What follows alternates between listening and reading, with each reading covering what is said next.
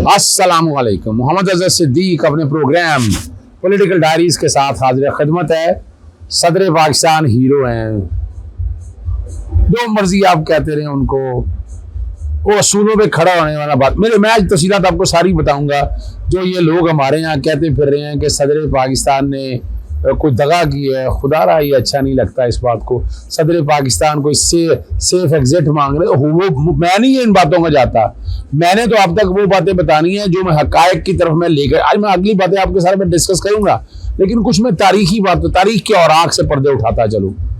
मैं तो जो कि आपको याद है 2022 से जब पंजाब असम्बली में से वज़ीर आला को तब्दील करने के लिए एक साजिश हुई थी ऑपरेशन रजीम चेंज के बाद, और आपने देखा कि वहां पंजाब असम्बली में क्या कुछ हुआ, याद होगा आपको ना जी।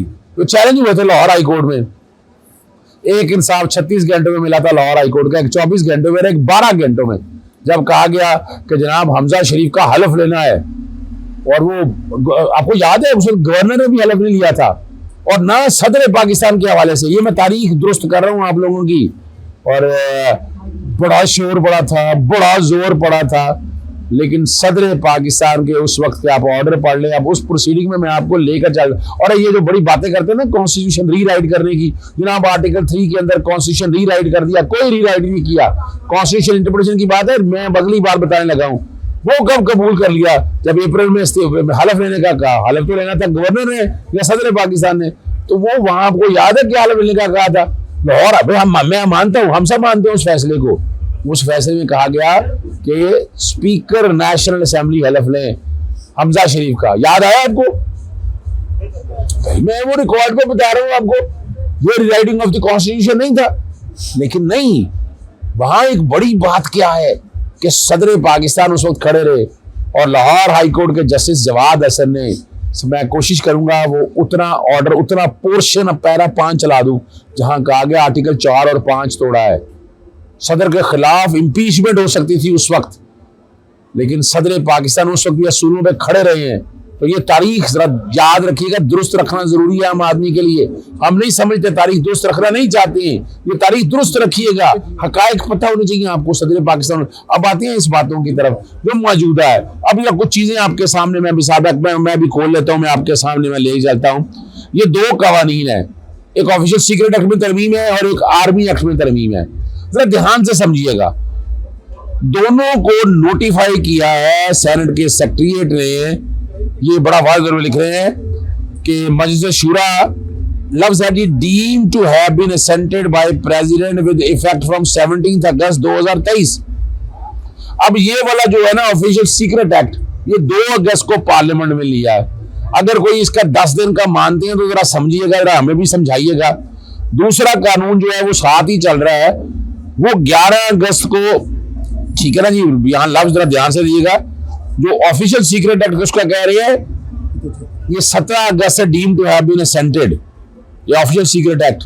एक वो कहते थे 2 अगस्त को, और एक कहते थे 8 अगस्त को भेजा है। 9 अगस्त को तो असेंबली तहलील होगी, नेशनल असेंबली ना, 9 अगस्त को असेंबली तहलील होगी है, वो समझने के लिए जरूरी है।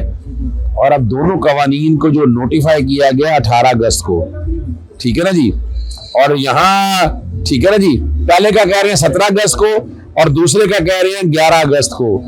अब यहाँ जो समझना आप लोगों के सामने जरा जरूरी है। और मैं उसके बाद दूसरी कॉपी भी आपके सामने चला देता हूँ, जो समर अब्बास ने बाकायदा वहां से लेकर शेयर की है।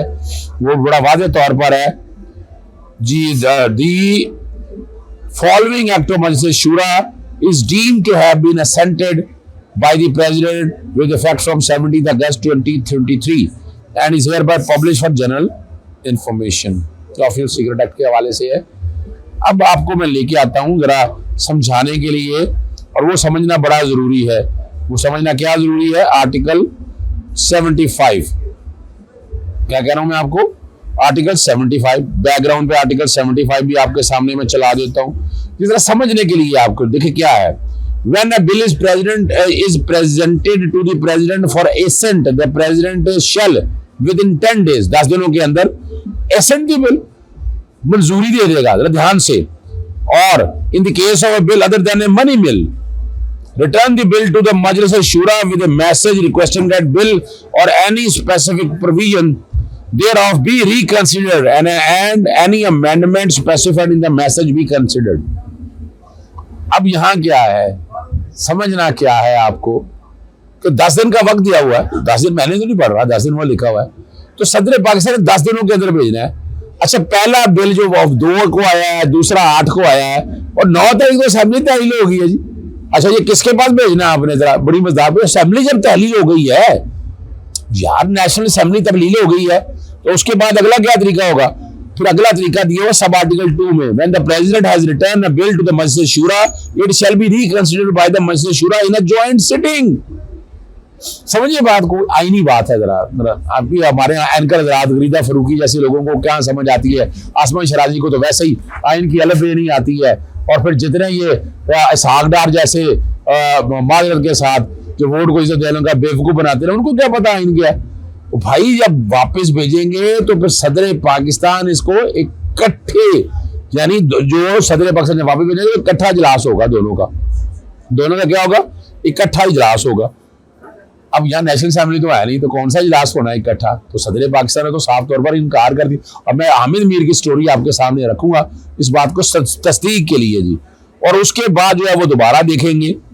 अब जब वो अपना जी जब वो ये पास कर लेंगे दोनों हाउस से, अब दोबारा फिर भिजवाया जाएगा, and the president shall give his assent within 10 days, फिर सदर देंगे अपनी मंजूरी। फेलिंग विच, अगर नहीं ऐसा करते, such assent shall be deem to have been given, यानी 10 दिन पहले वाले आ गए और 3-4 दिन लगा लेना, मैं इसको 24 दिन का टाइम मांगता हूं। ज्वाइंट इजलास होगा, ज्वाइंट इजलास फिर भेजेगा, फिर सदर के पास आएगा। अगर वो 10 दिन भी गुजर जाएंगे तो अगर 10 और 10 दिन अगर मान ले पार्लियामेंट बड़ी तेज पे स्काईलैब की स्पीड पे चल रही है, अपना बुलेट की स्पीड पे चल रही है, तो 10 दिन और 10 दिन 20 दिन तो हो गए। मैं 4 दिन का गैप इसलिए देता होता हूं कि 4 दिन तो पार्लियामेंट को छोड़ दे। जब ये अब 20 दिन गुजर जाएंगे, सदर कुछ नहीं करेंगे, तो फिर होगा डीम टू हैव बीन, यानी क्या, जब वो नोटिफाई किया गया तो कह दिया गया डीमिंग प्रोविजन यहां से ले ली गई। ये सेकंड स्टेप के बाद आनी, पहले स्टेप के बाद डीमिंग नहीं लिखी है, वो नहीं लिखी है। When the president has assented or is deemed to have assented, it shall become law and call be an act. जब ये ऐसा हो जाएगा तो फिर वो कानून बन जाएगा।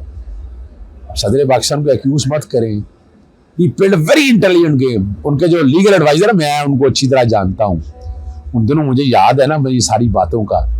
Let's play devil's advocate. चले मैं तस्वीर का दूसरा रुख बताऊं कि जो लोग चालाक बैठे हुए हैं उनको काउंटर करने का बड़ा सदर पाकिस्तान मिसाल के तौर पर। चले मैं सीधी बात करता हूं कि 2 तारीख को एक बिल आ गया, सदर पाकिस्तान 6 तारीख को जनाब एतराज़ा लगा के भेजते हैं, तो ज्वाइंट पार्लियामेंट का इजलास हो जाना था ना, और फिर भेज देता, फिर ये डीमिंग प्रोविजन आनी थी। तो दोनों कवानीन जब 18 तारीख को नोटिफाई कर रहे हैं और उसमें डीमिंग प्रोविजन डाल रहे हैं कि डेटें डाल रहे हैं अपनी तौर पर, यानी एक का दिन कर रहे हैं 17 और एक का दिन कर रहे हैं 11, यानी आप 10-10 दिन दे रहे हैं। और कौन से 10 दिन करे कानून आपके सामने पढ़ दिया, बैकग्राउंड पे आर्टिकल 75 चल रहा है, किस जगह डीमिंग प्रोविजन है। तो ये वो है जो आईनी समझने की बात नहीं है। अगर आप उर्दू, अंग्रेजी, फारसी, अंग्रेजी में तो सजाइना है ना, पश्तो में होना चाहिए, सिंधी में भी आ जाना चाहिए, कोई अर्ज नहीं है। बलोची में भी कह रहे हैं, अच्छा हाँ चलें बलोची में भी आ जाए तो अच्छा है ना, फिर आपको आइन समझने में बड़ी आसानी रहेगी, आप बड़ी आसानी से चीज़ों को समझ सकेंगे। तो ये है वो हालात। अब जो कहानी जो है, जो असल कहानी है वो हामिद मीर ने कही है। जब मीडिया पर ऑफिशियल सीक्रेट एक्ट जो लोग कहते हैं दिन खामोश क्यों रहा, खबर चली तो सदर स्टाफ से पूछा ये क्या है, स्टाफ ने कहा ये मीडिया झूठ बोलता है। अगले दिन सदर ने 3 अहम तरीन अफसरान को बुलाकर दोबारा पूछा कि आप तो कह रहे थे कि बिल वापस भेज दी है, तो वो जवाब से मुतमिन ना कर सके, जिसके बाद सदर ने ट्वीट किया और लोगों से माफी मांगी। और हामिद मीर ने ये अच्छा ये बात देखे, हामिद मीर की ये कहानी मुझे तो साफ सच्ची लगती है। क्यों लगती है सच्ची? कि इन चीज़ों को अगर हालात और वाकयात को सामने रखकर देखें तो चीज़ समझ आती है। देखिए चीज़ बड़ी बात। देखिए मैं फिर बताता चलूँ इसको नेगेटिव मत लीजिएगा। वो तरामीम जैसी भी हो, वो तरामीम देश जैसी भी हो, अब क्या किया है, अब जरा समझिएगा। आपके पार्लियामान ने जब आईनी तरमीम की तो सदर को उसके एहतसाब का, मुआखजे का, या वो जो कानून पास कर रहे हैं उसके ऊपर बैठ रहेगा। यार सोचिएगा, वो यहाँ तो सदर को सुप्रीम कर दिया गया जी। वैसे भी सुप्रीम कमांडर तो है ना सदर, आपको पता है कि यानी ये क्या होगा, पार्लियामेंट ने कानून बनाती है ना, बड़ी बात। तो सदर पाकिस्तान को इख्तियार दिया है, इतना बड़ा आईनी इख्तियार है, और आप कहें सदर पाकिस्तान झूठ बोलते हैं। सदर पाकिस्तान ने तो हलफ दे के ये बातें कह दी हैं। अब क्या डाउट रहेगी आपके पास? कोई आपके पास कोई खदशा नहीं आपके पास होना चाहिए। समझना है आपको इन चीजों को, बिला वजह सदर को एक्यूज करने की कोई जरूरत है? मिलेगा क्या? यानी हम लोगों ने तो मजाक बनाया हुआ है कि जनाब वो सुप्रीम कोर्ट हेयरिंग नहीं सुन रही, चीफ जस्टिस इस्तीफा दें, घर चले जाओ। क्यों चलेंगे इस्तीफा देके यार सदर पाकिस्तान से? क्यों दें सदर पाकिस्तान इस्तीफा देने का? अब आगे समझिएगा क्यों आपको नुकसान है। सदर पाकिस्तान 9 सितंबर तक है, इस्तीफा दे देंगे तो यहाँ सदर कौन आगे? वो एक होता तो अपने पास रहने दें। जो पाकिस्तान तहरीक इंसाफ में हमारे दोस्तों को पता नहीं क्या मसला है कि हर चीज को फौरन फैसला कर लेते हैं। सदर का अगला इलेक्शन जब होना है, पता कब होना है? जब असेंबलियां, यानी अगर सदर यहाँ रहेगा तो आपको असेंबलियों के इजलास जल्दी कराने पड़ने, इंतखाबात नेशनल असेंबली के और सूबाई असेंबलियों के। जब ये हाउस कंप्लीट होगा, ये इलेक्टोरल कॉलेज है, ये सदर मुंतखब करेगा। फिर आगे भी जो मैं कहता होता हूँ कि इलेक्शन पहले होनी है, वो कैसी होनी है? पहले आपकी सेनेट खत्म हो रही है मार्च में 2000 आधी सीटें 2024 में, तो ये असेंबली होगी तो सेनेटर आ सकेंगे ना, तो इसलिए वो भी जरूरी है। तो सदर पाकिस्तान का इस ओहदे पे रहना बहुत जरूरी है। वो फिर आप कई दफा बात कर रहे होते हैं ना, मुझसे पार्डन का पूछ रहे होते हैं। जब सदर पाकिस्तान होंगे तो फिर सजाएं भी माफ हो जाएंगी।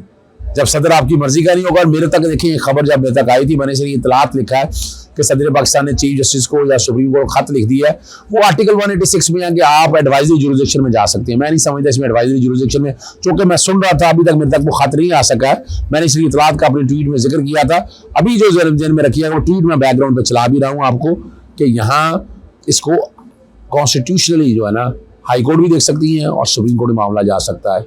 ये मामला जो है, ये 3 पहलू इसके बड़े वाज़ेह तौर पर आएंगे कि क्या जाती हुई पार्लियामान आखिरी दिनों में कोई कानून बना सकती है, और अगर बना सकती है तो आर्टिकल 75 को सामने रखते तो 20 दिन तो लाजमी है। मैं इसको 24 दिन रखता हूँ कि ये कम से कम इतने दिन पहले आना चाहिए ताकि सदर अपने इख्तियारात को इस्तेमाल कर सके। दूसरी बात यह है कि जब पहली फुर्सत में असेंबली तहलील हो जाए या पहली, तो वहां जब सदर ने माना ही नहीं है, ना वो डीमिंग प्रोविजन का जिक्र है, वो तो सेकंड प्रोसेस के बाद डीमिंग प्रोविजन की बात हो रही है। तो ऐसे हालात के अंदर क्या ये कानून बन सकते हैं? तीसरी जो बात है और बड़ी अहम है कि ये कवानीन जो हैं, इन कवानीन को आप यानी और देखें बाकी कवानीन कैसे हैं, बाकी कवानीन कैसे हैं। अगर यही कानून उनके साथ ले आते, ये क्यों रोक के रखा आपने 8 अगस्त तक? तो कम से कम सदर एतराज लगा के वापस भेज देते तो पार्लियामेंट का मुश्तरका इजलास होना था। तो पार्लियामेंट तो पूरी नहीं है, फिर आपको नेशनल असेंबली भी फौरन बैठानी पड़नी थी ताकि इकट्ठी पार्लियामेंट बैठ के फैसला कर दे। कोशिश की है मैंने सारी चीज़ों को एक्सप्लेन करने की। इजाज़त चाहता हूँ। अस्सलाम वालेकुम, अल्लाह हाफिज़। पाकिस्तान जिंदाबाद।